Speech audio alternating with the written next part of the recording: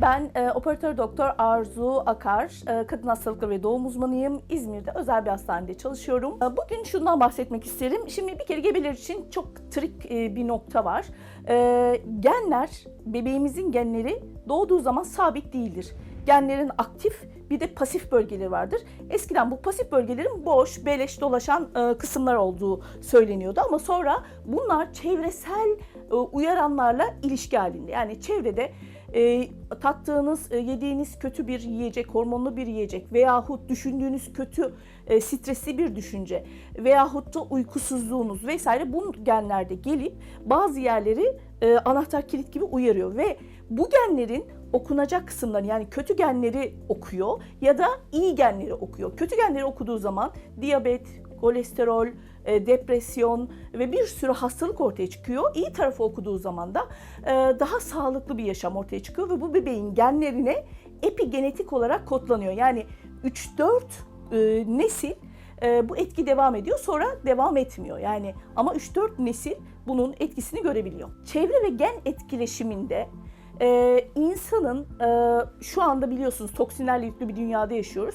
Elimizden geldiği kadar toksin, sentetik kimyasallardan uzak, daha organik bir yaşam. Yediğimiz yiyeceklerin de tamamen teknolojide paket, işlenmiş gıda vesaire dışında mesela bir yeşil mercimek, bir roka, bir avokado, bir çiğ ay çekirdeği, çiğ kabak çekirdeği basit gözüküyor ama yüzlerce ilaç şirketi bir araya bile gelse bunların bizim DNA'mıza kodladığı şeyi kodlayamaz, öyle bir ilaç üretemez. Özellikle yumurta ve sperm sağlıklı olacak ki embriyo sağlıklı olsun. Dolayısıyla yumurta ve spermin sıfır baştan olgunlaştığı bir dönem var, 3 aylık bir dönem. İşte bu dönemde anne folik asit, B12 ve metil dönörleri dediğimiz bu DNA'yı dışarıya karşı, dıştaki gelen kanserojen, hani bir sürü ilaçlar, yok röntgene girdim, ilaç içtim, onu yaptım. Buna karşı vücudu koruyan bir sistem var. Metilasyon sistemi.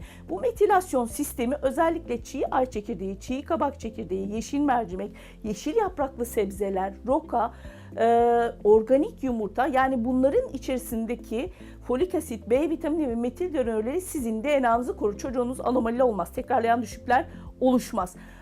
Ondan sonra çok daha sağlıklı bir gebelik elde edersiniz. Gebelik sürecinde kanamalar, sürekli düşük riskleri vesaire. Çünkü embriyo ne kadar sağlıklıysa ve ne kadar sağlıklı bir şey olmuşsa gebelik süreci de o kadar iyi geçer. Tüp bebek sürecinde zaten doğal seleksiyon bozulup da kendimiz yaptığımız için zaten o gebelikler biraz daha sıkıntılı olabiliyor.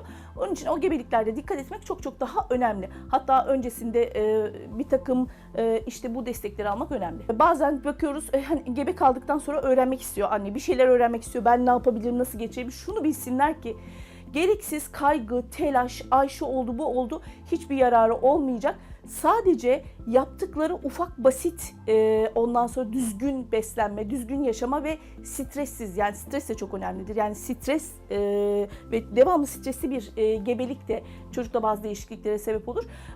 Özellikle yani sağlığı koruma noktasında kendilerini geliştirirlerse, düzgün gıda, temiz gıda seçerlerse, uykularına dikkat ederlerse, normal yürüyüşlerini yaparlarsa ve stres yönetimi, en önemlisi budur. Stres yönetimine, çünkü stres birçok şeyin temelindedir.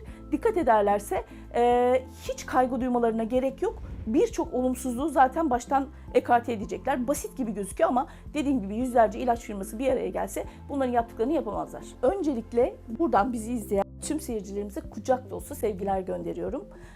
Sağlığımız bizim en önemli sermayemiz. Kadın doğumda da gerçekten yılda bir muayene ve kontroller çok önemli.